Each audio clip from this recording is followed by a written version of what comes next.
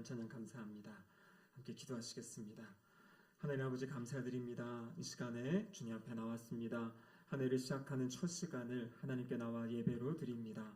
주님 이곳 가운데 친히 임재하여 주시고 올 한 해도 우리의 삶을 붙잡아 주시옵소서. 성령 하나님 이곳 가운데 임재하시사 하나님의 말씀으로 우리를 비춰주시고 또 이 말씀대로 순종하며 살아갈 수 있는 믿음을 더하여 주시옵소서. 설교자 입술을 주장하시사 하나님의 말씀이 온전히 선포되게 하여 주시옵소서. 예수님의 이름으로 기도드립니다. 아멘. 네, 아멘. 새로운 한 해가 시작되었습니다. 올 한 해에도 하나님의 사랑과 은혜가 우리 모든 성도님들의 삶의 자리에 충만하시기를 주님의 이름으로 축복합니다. 2025년 한 해 우리 교회의 주제는 부흥이었습니다. 성령의 능력으로 부흥하는 신길동 교회. 제가 오늘 작년 송구영신 예배 영상을 한번 살펴봤는데요. 그때는 구호 외치는 게 상당히 이렇게 어색하더라고요. 우리가 가면 갈수록 이제 구호를 잘 외치게 되신 것 같습니다. 이 부흥이라는 것은요, 하나님께서 찾아오시는 겁니다. 하나님께서 찾아오셔서 새로운 마음을 주시고 새로운 생명을 주시는 것이 부흥입니다. 그래서 부흥의 결과는 무엇이냐면 교회 안에 하나님을 향한 사랑이 넘치는 거고요. 하나님의 말씀을 향한 사랑, 더 기도하고 싶은 마음, 복음에 대한 감격이 넘치는 것, 또 성도들 안에 서로가 서로를 사랑하고 존중하고 배려하는 그러한 모습이 나타나는 것이 바로 부흥의 역사입니다. 그렇기 때문에 이 부흥은 어떤 한 번의 이벤트, 한 번의 주제가 아니라 우리가 이 땅을 살아갈 때 또 신앙생활할 때 끊임없이 추구하고 구해야 될 것이 바로 하나님의 찾아오심, 부흥의 능력이고 역사일 줄로 믿습니다. 그래서 제가 올해는 작년에는 이제 성령의 능력으로 부흥하는 신길동 교회 이걸 2번 반복을 했는데요. 올해에는 한 번은 성령의 능력으로 부흥하는 신길동 교회 이렇게 외치고요. 두 번째는 말씀의 능력으로 부흥하는 신길동 교회. 그래서 우리 성도의 교제 시간에 언제나 매주 또 이 두 가지를 같이 외치면서 부흥은 하나님의 때에 하나님께서 부어주시는 겁니다. 우리가 해야 될 것은 무엇이냐면 그 부흥을 기대하고 소망하며 하나님께 기도하는 것, 그것이 우리의 역할이거든요. 그래서 2026년 한 해에도 하나님이 우리의 각 개인의 삶의 자리 가운데 또 우리의 교회와 우리의 가정과 우리의 모든 일터에 찾아오셔서 역사하시는 부흥의 역사가 있기를 함께 기도하며 소망하기를 원합니다. 올해 총회 주제는요, 우리 앞에 보시면 나와 있죠. 같이 한번 읽어보겠습니다. 용서 사랑의 시작입니다. 용서 사랑의 시작입니다. 오늘 설교 제목도 바로 이 용서 사랑의 시작인데요. 여러분, 이 설교 제목과 이 앞의 내용을 보시면서 어떤 마음이 드셨습니까? 어떤 분은 용서라는 단어가 마음에 다 와서 다 분도 계실 거고요. 어떤 분은 사랑이라는 단어가 이 마음에 와닿으셨던 분도 계실 겁니다. 사랑은 우리 기독교의 가장 중요한 가치고요. 또 우리 성령 충만의 부흥의 열매가 바로 사랑입니다. 그런데 올해 이 사랑의 시작이다. 사랑하자라는 거죠. 근데 그 앞에 무엇이 붙어 있습니까? 용서라는 단어가 붙어 있습니다. 혹시 이 용서라는 단어가 마음의 부담으로 다가오시는 우리 성도님이 또 계실 줄로 압니다. 이 총회에서 이 주제를 선택하게 된 배경에 대한 어떤 그러한 자료들을 저희 목회자들에게 이제 주었는데요. 우리 한국 사회가 눈부신 성장과 또 이렇게 발전, 번영을 했지만 우리 사회 안에 정말 마른 땅이 갈라지는 것처럼 지금 반목과 이 갈등의 사회다라는 이 시대적인 흐름이 있습니다. 그래서 한국 리서치의 2024년 조사에 따르면 우리 국민 10명 중에 8명 이상은 지금 우리 한국 사회는 갈등의 그런 시간, 갈등이 심각하다라는 그러한 답변을 했다고 합니다. 정치적인 갈등과 경제적인 갈등, 또 이념적인 갈등. 근데 문제는 무엇이냐면 그 세상의 그런 갈등의 모습이 교회 안에까지도 찾아왔다라는 것이죠. 갈등을 해소하고 화목하게 하고 세상에 그 변화를 줘야 될 교회가 교회 안에도 여러 가지 문제로 어려움을 겪고 또 갈등과 깨어짐을 겪는 그런 안타까운 우리 시대의 현실을 맞이하고 있습니다. 그래서 총회에서는 올 한 해 온 교회가 우리 교단의 9천여 개의 교회가 함께 마음을 모아서 서로 용서할 것은 용서하고 다시 이 사랑의 관계를 맺어가자라는 뜻에서 이러한 주제를 책정했다고 합니다. 이 주제는 작년 9월에 이제 발표가 되었는데요. 작년 9월에 이 주제를 보면서 우리 교회에 과연 이것이 맞는 주제인가? 사실 그렇게 좀 시간을 가지고 또 기도하고 생각해 보았습니다. 그런데 결론은 무엇이었냐면 이 용서에 대한 주제는 어떤 특별한 시기, 특별한 때가 아니라 우리의 삶의 자리 가운데 언제나 우리가 생각해야 될 중요한 주제다라는 것을 발견하게 되었고요. 또 이것이 2026년을 맞이하는 우리 신길동 교회의 아주 시적절한 중요한 그러한 주제이다라는 생각을 하게 되었습니다. 2018년 9월에 미국 텍사스의 한 주에서 있었던 일입니다. 여자 경찰관이었는데요. 근무를 마치고 집에 딱 들어갔어요. 그랬더니 갑자기 낯선 흑인이 집안에 앉아 있는 겁니다. 이 경찰관이 너무 깜짝 놀라가지고요. 바로 총을 꺼내가지고 그 흑인을 향해서 이제 흑인 남성을 향해 총을 쏘게 됩니다. 그리고 그 남성은 그 자리에서 이제 죽게 돼요. 근데 알고 봤더니 이 여자 경찰관이 집을 잘못 찾아온 것이에요. 그래서 원래 평소에 인사하고 지냈던 그 이웃, 그러니까 이 흑인 남자는 자기 집에서 TV를 보고 있는 상황이었는데 갑자기 그 경찰이 들어와가지고 이 총을 쏴서 죽임을 당하게 된 그러한 사건이 있었다고 합니다. 그래서 이 여자 경찰은 이제 10년의 징역을 이제 받게 되었는데요. 그 피해자, 목숨을 잃은 그 남성분의 이제 동생이 공개적으로 이 여자 경찰을 이렇게 용서하는 어떤 그러한 이제 메시지를 보냈다고 합니다. 그래서 이 사건이 이 미국 사회 안에서 그런 상황에서도 그 가해자를 용서했다라고 해서 아주 큰 어떤 따뜻한 이야기다, 이러한 반응들이 있었습니다. 그래서 2019년도에 이 법집행행정연구소에서 그 동생에게 용감한 도덕인의 상 해가지고 상을 주기도 했어요. 근데 여러분, 이러한 일이, 이러한 용서를 했음에도 불구하고 이렇게 상을 주고 잘했습니다, 격려하는 분위기가 있는 반면 또 어떤 분위기가 있냐면, 아니 자꾸 흑인들이 백인의 그런 잘못을 용서하면 백인들이 그것을 당연하게 생각하고 사회에 이런 안 좋은 일이 더 벌어진다, 왜 그 사람을 용서했느냐 하면서 비난의 어떠한 그런 글들도 아주 쇄도했다라는 것입니다. 미국의 팀 켈러 목사님이라고요. 몇 년 전에 고인이 되셨는데 참 많은 영향력을 미친 그런 목사님이십니다. 그분이 쓴 책 가운데 용서를 배우다라는 책이 있는데요. 그 책에 보면 뭐라고 되어 있냐면, 오늘날 이 시대 용서는 어디서도 환영받지 못하는 불편한 그러한 단어이다라고 이야기를 합니다. 팀 켈러 목사님이 오늘날 하나님을 떠나 있는 세속 사회를 봤을 때 세 가지 차원의 용서를 이야기하고 있다 그래요. 첫 번째는 무엇이냐면 값싼 은혜. 그러니까 어떠한 일을 당했을 때 그냥 용서해라, 용서해라 이야기하는 겁니다. 근데 목적은 무엇이냐면 용서해야 그 사람의 마음이 평안하기 때문에.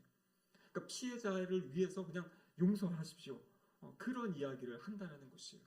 또 한 가지는 어떤 것이 있냐면 인색한 은혜다, 이렇게 명칭을 합니다. 무슨 말이냐면 거래적인 용서예요. 가해자가 어떠한 조건을 충족했을 때 그가 자신의 어떤 잘못을 고백한다든지 어떤 경제적인 보상을 한다든지 어떤 그러한 것이 있을 때 그 사람을 용서해주는 그런 어떤 조건적인 인색한 은혜를 이야기하고, 그리고 세 번째 가장 큰 흐름은 무엇이냐면 용서 없음에 대한 것이에요. 이런 분들이 이렇게 이야기합니다. 아니 왜 자꾸 이 피해자한테 용서하라고 하는 겁니까? 내가 지금 상처받고 내가 지금 아픈데 그 상황에 용서하라는 것까지 덧붙이면 나 너무나 힘이 든다. 왜 더 아픈 데에다가 자꾸 상처를 더 주냐?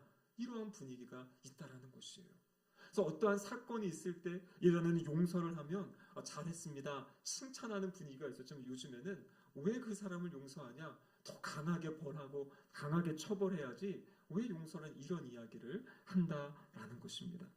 여러분, 그런데 놀라운 것은요, 용서의 역사를 보면 사실 고대 시대부터 용서는 일반적이지 않았습니다. 중요시 여겨지지 않았습니다. 서구 문명에 가장 큰 영향력을 미친 것이 바로 그리스 로마의 그 문화인데요. 그리스 로마 시대에는 오늘날과 같은 이런 용서에 대한 생각과 개념이 아주 없었다 그래요. 그래서 우리가 잘 알고 있는 철학자 그 아리스토텔레스라는 분이 있지 않습니까? 그분이 남긴 말은 이런 것입니다. 훌륭한 사람은 가해자를 용서할 것이 아니라 경멸해야 된다. 그러면서요, 모자란 사람의 행동이, 용서는 모자란 사람들이나 하는 것이다. 이런 이제 이야기들을 했다는 것이에요. 그래서 유대인 정치 철학자인 한나 아렌트라는 분은 이런 얘기를 했어요. 이 유대인이기 때문에 사실 예수님에 대해서 별로 비호감적인 분인데요. 근데 이분이 이 역사를 연구한 결과가 뭐냐면, 인간사의 영역에서 용서의 역할을 발견한 사람은 나사렛 예수였다. 그래서 이 유럽 사회라든지 이 서구 사회가 용서라는 것이 왜 필요한지, 용서에 대한 문화가 생겨났던 그 기초가 무엇이냐면 기독교 신앙, 예수 그리스도 때문이다라는 것이에요. 그러니까 하나님을 떠나 사는 사람들에게는 용서라는 것이 중요하지 않은 그런 일들이었어요. 오히려 복수하고 보복하는 것이, 그것이 정의고 올바른 일이다라고 생각했던 거죠. 그런데 우리가 알다시피 교회는요, 보복 없이 용서를 강조했습니다. 교회가 처음 시작된 로마 시대 당시에 많은 종교가 있었지만요, 기독교가 가장 큰 박해를 받았다 그래요. 특별히 처음 3세기 300년 동안 기독교는 박해를 받았는데, 그 박해에도 불구하고 복수하지 않은 종교, 그리고 앙심을 품지 않고요, 그 자신들을 박해하는 사람들을 저주하는 기도를 하지 않았던, 그것이 바로 초대교회의 모습이었습니다. 그 초대교회의 그 모습이, 그 용서에 대한 그 모습이 이제 이 사회 가운데, 세상 가운데 용서가 필요하다, 용서가 중요하다라는 메시지를 남기게 되었다라는 것이에요. 그러니까 세상이 점점 하나님을 모르고 하나님을 떠나 세속화되어 갈 때 나타나는 것은 용서가 아니라 복수이고 보복입니다. 여러분 혹시 요즘에 모범택시 3를 보고 계신 분 계십니까? 갑자기 목사님 무슨 모범택시 하는데, 이 모범택시라는 드라마가 이 코로나 시절에 나왔던 드라마예요. 그래서 저희도 그때 좀 여유들이 있어가지고 사역들도 다 못하고 만나지도 못하고 퇴근해가지고 그때 그 당시에 이 모범택시라는 그 드라마를 조금 본 적이 있었습니다. 근데 그때는 어떤 사회의 어떤 그 문제들을 너무나 잘 보여주고 있었고, 이제 그것이 법적으로 안 되니까 어떤 개인적인 보복 뭐 이런 걸로 이제 풀어갔던 그런 드라마입니다. 최근에 모범택시 3가 나왔다고 해가지고 저도 한번 봤는데요. 이 강도가 달라지더라고요. 예전에는 그렇게 강하게 하지 않았던 모습들이 더 사람들의 마음을 좀 자극하는, 그래서 정말 그렇게 극단적으로 하지 않아도 될 것 같은 상황들을 아주 극단으로 몰아가고 아주 악하게 보복하는 어떤 그런 모습들을 통해서 사람들 안에 있는 어떤 울분의 이야기들, 내가 직접 하지 못하는 것을 누군가 대신 해주는 거에 대해서 이 대리만족을 느끼는, 그럼 이것이 바로 세상의 문화, 하나님을 떠난 세상의 가치가 사람들의 마음과 심령에 던지는 메시지입니다. 그런데 여러분, 왜 그러면 교회에서는 용서를 이야기합니까? 사실 이 용서는요, 성경 전반적인 가르침이고요, 예수님의 가르침의 중심이고 핵심입니다. 오늘 본문 이사야서 55장 7절 말씀 같이 한번 읽어보겠습니다. 악인은 그의 길을, 불의한 자는 그의 생각을 버리고 여호와께로 돌아오라. 그리하면 그가 긍휼히 여기시리라. 우리 하나님께로 돌아오라. 그가 너그럽게 용서하시리라. 아멘. 지금 하나님께서 이사야 선지자를 통해서 범죄하고 하나님을 떠나 있는 그 백성들을 향해 뭐라고 말씀하십니까? 불의한 자, 그의 모든 생각을 버리고 그의 길을 버리고 하나님께로 돌아와라. 여기 돌아와라는 단어가 히브리어로 슈브라는 단어인데요, 바로 회개하라라는 뜻입니다. 근데 사람이 회개하는 것이 중요한데요, 문제는 무엇이냐면 내가 회개한다고 해서 하나님이 나를 용서하시는가 아니한가, 이것은 바로 하나님께 달려있는 거잖아요. 내가 어떠한 잘못을 했지만 그 피해자에게 가서 내 잘못을 고백한다고 해서 용서받을지 않을지는 결정되는 게 아니죠. 근데 오늘 본문을 보면 하나님이 뭐라고 말씀하시냐면, 하나님 나에게로 돌아와라. 그러면 너그럽게 용서하리라, 이렇게 말씀하신 겁니다. 여러분, 이 그리스 로마 시대 고대 신들의 이야기를 보면요, 어떤 인간의 잘못을 용서한다, 신이 사람을 용서한다, 여러분 이런 개념이 없다 그래요. 하나님만이 잘못한 인간을 용서하시겠다라고 말씀해주고 계십니다. 그래서 오늘 본문에 보면요, 하나님이 용서하시는, 너그럽게 용서하신다. 오늘 우리 찬양 때 찬양한 것처럼 그 피와 같이 그 붉은 죄를 지금 흰눈같이 덮어주시고 깨끗하게 하시는 그 능력, 그 은혜가 하나님께 있다라고 말씀하고 계신 거죠. 그래서 하나님께서는 이 용서를 그냥 막연하게 하지 않으셨고요, 용서 받을 수 있는 어떤 절차, 이런 단계들을 인간들에게 가르쳐 주셨습니다. 그것이 무엇입니까? 레위기에 나와 있는 바로 제사이지요.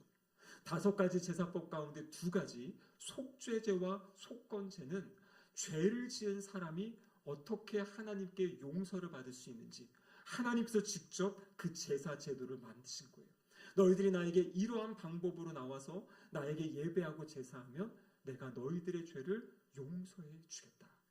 그래서 이 속건제와 속죄제뿐만 아니라 하나님께서는 그 7월 10일 대속죄를 통해 가지고 이스라엘 백성들이 한 해 동안 지었던 알고 지은 죄, 모르고 지은 그 모든 죄를 용서해 주시는 날을 정하셨고요.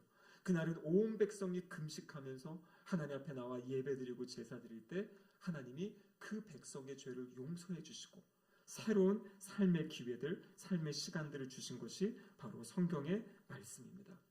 그리고 이 용서의 최고의 절정이 무엇이냐면 바로 십자가예요. 십자가. 에베소서 2장 12절 말씀 같이 한번 읽어보겠습니다.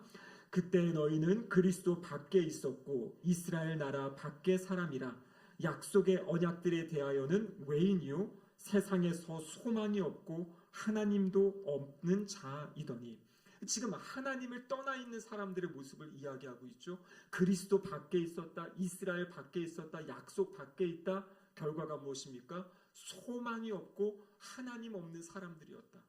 그때는 뭐냐면 지금 에베소 교회 성도들을 향해 이야기하는데 이 에베소 교회 성도들이 예수 그리스도를 만나기 전, 믿기 전의 모습을 이야기하죠. 하나님 없이, 소망 없이. 이유가 무엇입니까? 하나님께 대한 반역. 하나님을 떠나고 하나님이 주인이시고 우리의 삶의 왕이신데 내가 삶의 주인이 되겠다고 하나님의 자리를 넘보았던 그 죄악 때문에 하나님으로부터 멀어져 있던 존재가 바로 저와 우리 여기 계신 성도님들입니다. 그런데 이어지는 2장 13절에 보면 이렇게 기록되어 있습니다. 이제는 전에 멀리 있던 너희가 그리스도 예수 안에서 그리스도의 피로 가까워졌느니라. 전에 멀리 있던 너희가 그리스도 예수 안에서 바로 예수 그리스도의 십자가를 통해서 가까워졌다. 저희 앞에 주어가 생략되어 있는데요. 하나님께 가까워졌다라고 말씀하고 계신 거예요. 여러분 내가 구원받았습니다. 나는 하나님의 자녀가 되었습니다. 여러분 여기서 아주 중요한 것은 무엇이냐면 죄인인 우리를 하나님께서 용서해 주셨기 때문에 우리가 하나님의 자녀가 되었다라는 사실이에요. 그래서 복음의 중심, 복음의 핵심에는 무엇이 있는 거냐면 하나님의 용서하심이 있다라는 것이에요. 내가 복음을 믿고 하나님의 자녀가 되었다는 것은 하나님이 바로 예수 그리스도의 보혈을 통해서 하나님과 인간 사이에 반역되었던 원수되었던 그 관계를 하나님이 친히 용서해 주시고 우리를 받아주신 사건, 여러분 이것이 바로 복음의 중심입니다. 그래서 에베소서 2장 16절에 보면 이렇게 기록되어 있죠. 또 십자가로 이 둘을 한 몸으로 하나님과 화목되게 하려 하심이라. 원수된 것을 십자가로 소멸하시고. 여러분 우리가 복음을 들었다. 내가 복음으로 거듭났다라는 것은 뭐냐면 용서함을 입었다라는 것이에요. 오늘 우리가 읽은 본문 에베소서 4장 말씀은요. 에베소서는 1장에서 3장까지 복음의 내용을 이야기하고 4장부터 6장까지에서는 그럼 그 복음을 믿는 사람들, 복음 안에 거듭난 사람들이 어떻게 살아갈지에 대해서 말씀해주고 계십니다. 근데 여러분 5장 1절에 보면 우리 성경을 보시면 그렇게 되어 있죠. 그러므로 사랑을 받는 자녀같이 너희는 하나님을 본받는 자가 되라. 여러분 하나님을 본받는 자. 무엇을 통해 하나님을 본받으라고 이야기하는 겁니까? 하나님께서 예수 그리스도의 십자가의 사건을 통해 죄인이고 반역자인 우리를 용서해 주신 것처럼 우리도 하나님을 본받아 우리에게 무엇인가 상처를 주고 아픔을 주고 우리에게 해를 가했던 그 사람들을 용서할 것을 말씀하고 계시는 겁니다. 오늘 본문 에베소서 4장 31절 말씀 같이 한번 읽어보겠습니다. 너희는 모든 악독과 노함과 분냄과 떠드는 것과 비방하는 모든 것을 악의와 함께 버리고 이렇게 되어 있죠. 여기 보면 그리스도인의 삶에 이제 제거해야 될 것, 버려야 될 것이 있어요. 그것이 무엇입니까? 악독과 노함과 분냄, 한마디로 이야기하면 분노예요, 분노. 나를 아프게 하고 나를 상처 준 사람, 그 사람에 대한 감정이 무엇이냐면 분냄입니다. 그래서 그 사람은 얼굴만 봐도 정말 마음이 상하기도 하고요. 어떤 분은 이 동명인 같은 이름만 들어도 막 마음이 상하고 마음이 울렁거리고 움직인다 그래요. 그래서 그때 나타나는 반응이 뭐냐면 오늘 본문에 떠드는 것과 비방하는 것 이렇게 이야기하고 있죠. 여기 떠드는 것이라는 단어의 의미는 무엇이냐면 흥분한 사람들이 소리를 막 지르면서 싸우는 모습, 이것이 여기서 나오는 떠드는 것입니다. 그러니까 마음에 분노가 있고 원한이 있고 상처가 있기 때문에 그 사람이 뭘 이야기하면 이제 막 거기에 부딪히고 소리치면서 막 고함치는 모습이 떠드는 것이에요. 그리고 이어서 나오는 비방하는 것이 떠드는 것이고요. 이어서 나오는 비방하는 것이 있죠. 이 비방하는 것은 무엇이냐면 그 사람이 없는 자리에서 뒤에서 그 사람에 대해서 이러쿵저러쿵 이야기하는 것이 바로 비방하는 것입니다. 그러니까 사람이 떠들고 화를 내고 막 서로 싸우려 든다는 것과 뒤에서 그 사람 없을 때 비방하는 것, 그 마음에는 뭐가 있는 거냐면 분노가 있고 화가 있기 때문에 그런 것이에요. 어떤 사람이 자꾸 불평하는 이야기하고 짜증내는 이야기하고 다른 사람 나는 이렇게 하고 있는데 저 사람은 안 하고 있어. 그럼 이렇게 이야기하는 사람의 마음은 지금 어떤 거냐면 화가 있고 분노가 있는 무엇인가 상처가 있고 아픔이 있는 그러한 모습이다라는 것입니다. 그래서 오늘 본문은 무엇을 이야기하냐면 그러한 감정과 생각들을 내어 버리라고 이야기하고 있어요. 십자가 앞으로 가져가라고 이야기하고 있습니다. 왜냐하면 우리의 주님의 십자가는 바로 그 모든 화와 분노, 그 진노, 그 모든 것을 다 담당하신 십자가이기 때문입니다. 여러분 우리가 어린아이들의 미숙함이라고 할 때 유아들의 미숙함이 무엇입니까? 자기의 감정을 있는 그대로 다 표현하는 거예요. 절제할 수 없어요. 배고프면 배고프다고 울고 기분 좋으면 기분 좋다고 막 웃었다가 또 뭐가 아프면 아프다고 울고 이게 유아기적 모습이에요. 상황에 따라 자기의 감정이 끊임없이 요동치는 겁니다. 근데 여러분 신앙에서도 영적인 유아기에 머물 수 있다는 것입니다.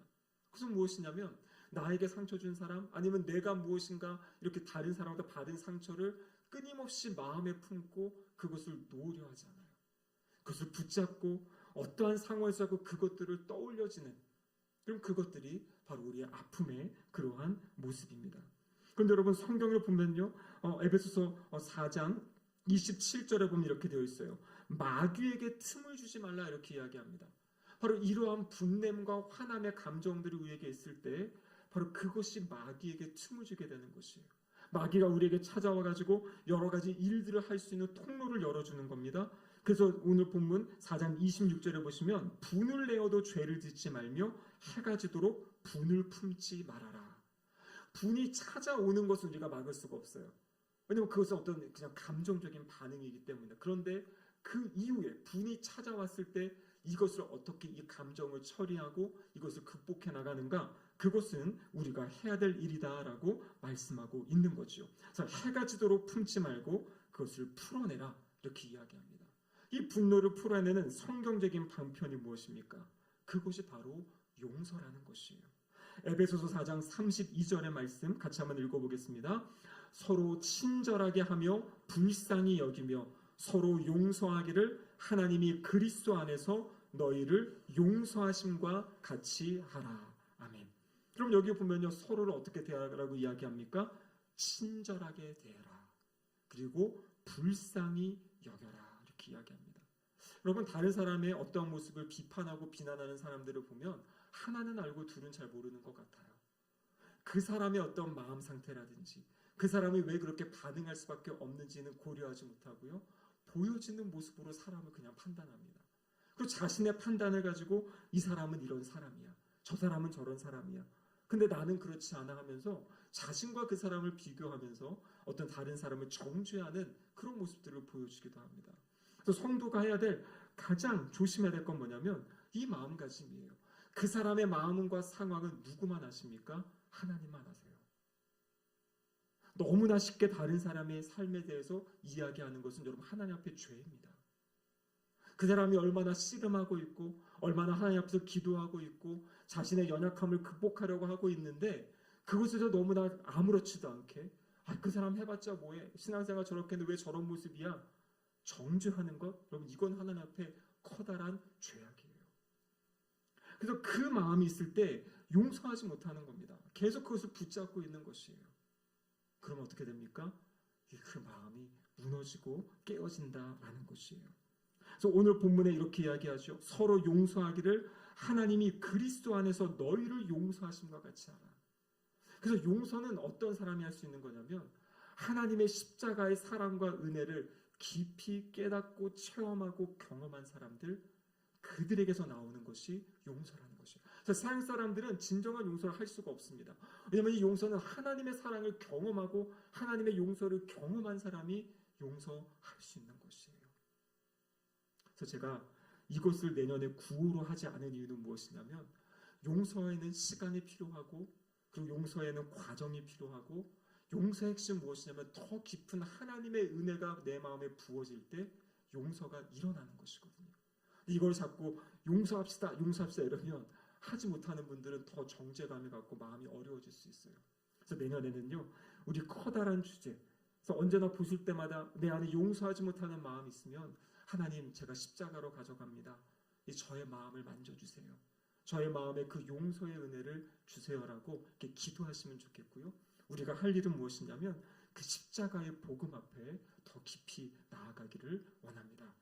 감사하게도요, 내년에 보니까 1월부터 4월까지 우리 생명의 삶 큐티체 본문이 마태복음입니다. 마태복음, 복음에 대한 이야기예요. 4개월 동안 예수님이 하신 말씀 우리가 다시 한번 살펴보고요. 예수님이 우리에게 무엇을 기대하시는지, 어떤 우리에게 사랑을 베풀어 오셨는지, 그 사랑받은 우리가 어떻게 살아가야 될지를 이 마태복음의 말씀을 가지고 함께 나누는 또 그런 시간을 갖기를 원합니다. 여러분, 그렇기 때문에 이 용서는 세상 사람들에게는 가치 없고요. 세상 사람들은 하려 하지 않는 것이에요. 오늘날은 성도들도 아니야, 난 용서하고 싶지 않아요. 난 그냥 덮어두고 살고 싶어요. 안 보면 그만 아닙니까? 라고 이야기하는데요. 여러분, 성경에서 용서하라고 말씀하시는 가장 중요한 이유는 무엇이냐면 용서할 때 공동체가 세워지기 때문이에요. 성경은 그것을 이야기하고 있어요. 용서할 때 가정이 세워지고요. 용서할 때 교회가 세워지고요. 용서할 때 나라와 민족이 세워지는 것입니다. 끊임없이 분열과 갈등은 우리의 삶을 무너뜨리는 것이고요. 그 모습을 사탄은 좋아합니다. 하지만 우리는 서로를 용서하는 마음. 그래서 주님, 올 한 해는요, 저는 할 수 없습니다. 저의 힘으로 할 수 없습니다. 주님의 은혜를 내려주시고 제가 십자가 앞으로 그것을 가져갈 때 하나님께서 용서할 수 있는 그 마음, 그 사랑, 그 용기를 주시옵소서. 그렇게 기도하는 올 한 해가 되어서 우리가 어떠한 사람 또 어떠한 관계 안에서도 용서할 수 있고 또 그 관계를 화목케 하는, 화평케 하는 주님 우리에게 맡기신 사명을 감당하는 삶을 살아가는 2026년이 되시기를 주님의 이름으로 축복합니다. 아멘. 함께 기도하겠습니다. 하나님 아버지 감사드립니다. 하나님의 기대는 커서 우리를 향하여 하나님을 본받는 자가 되라고 말씀하십니다. 하나님께서 우리를 용서하신 것처럼 우리도 우리에게 잘못한 사람들을 용서하며 살 것을 기대하십니다. 그것을 통하여 공동체가 회복되어지고 가정이 회복되어지고 교회가 회복되어지는 것, 나라와 민족이 회복되어지는 것이 하나님의 뜻임을 마음에 기억하게 하시고 끊임없이 하나님께 기도하며 간구하는 우리 모두가 되게 하여 주시옵소서. 십자가의 그 사랑, 은혜의 용서가 우리의 모든 삶의 자리 가운데 나타나는, 역사하는 2026년 한 해가 될 수 있도록 인도하여 주시옵소서. 예수님의 이름으로 기도드립니다. 아멘.